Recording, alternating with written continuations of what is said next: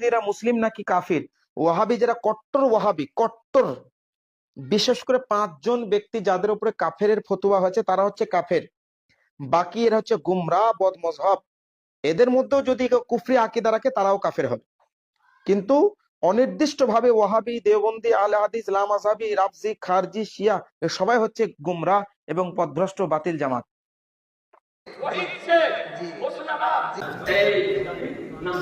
সাজিদ মানে হলো পাক বান্দা তো নারায়ে তাকবীর।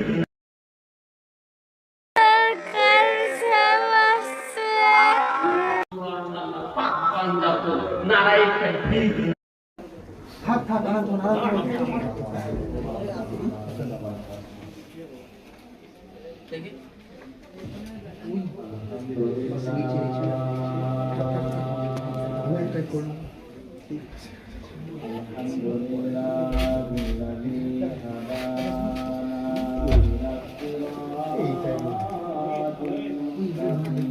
এইটাই